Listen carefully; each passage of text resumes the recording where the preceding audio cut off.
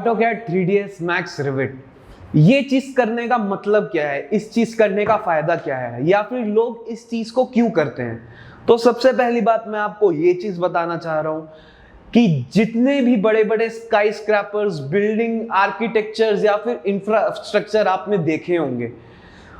बड़े बड़े sky scrapers 100 floor के, 120 फ्लोर के, यहां तक कि इस दुनिया का जो सबसे बड़ा स्काई स्क्रैपर है द बुर्ज खलीफा 160 फ्लोर का, जो इंजीनियरों ने उस चीज को बनाया है, उन सब ने AutoCAD 3ds Max Revit के थ्रू ही ये लोग बना पाए हैं।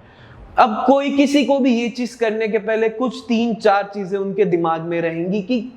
इस चीज की मार्केट वैल्यू और वैकेंसी कितनी है, या फिर जॉब सिक्योरिटी क्या है, या फिर किस चीज का सर्टिफिकेट मिलेगा ये चीज करने के बाद आपको, आपकी डेजिग्नेशन क्या होगी और आपकी पर एनम इनकम क्या होगी। तो आज मैं आपको इन सभी चीजों के बारे में बताने जा रहा हूं। सबसे पहला पॉइंट मेरा ये है, सबसे पहला पॉइंट मैं आपके सामने ये रखना चाह रहा हूं, इस चीज की मार्केट वैल्यू और वैकेंसीज।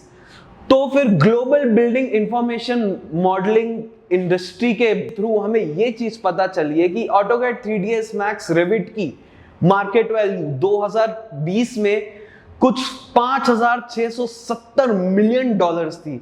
और ये चीज आगे के बारे में पता की गई है कि 2028 तक इस चीज की वैल्यू $16,530 मिलियन तक पहुंच सकती है। और तो और दूसरा पॉइंट मेरा ये है कि इस चीज में जॉब सिक्योरिटी कितनी है, या फिर क्या ये करना जॉब सेफ है। तो मैं आपको बता रहा हूं, आप बेफिक्र होके इस चीज को परस्यू कर सकते हैं, क्योंकि अभी भी इंडिया में कुछ 1,40,000 से भी ज्यादा कंपनियां ऑटोडेस्क का सॉफ्टवेयर यूज करती हैं। हाँ, और ये ऑटोडेस्क का जो सॉफ्टवेयर है वो एक मेजर पार्ट है किसी भी आर्किटेक्चर या फिर किसी भी इंफ्रास्ट्रक्चर को मेंटेन या फिर बनाने का। और आपको किस चीज का सर्टिफिकेशन मिलेगा, या फिर आपको डेजिग्नेशन किस चीज की मिलेगी, तो आपको डेजिग्नेशन मिलेगी Autodesk certification in rivet for architecture and design.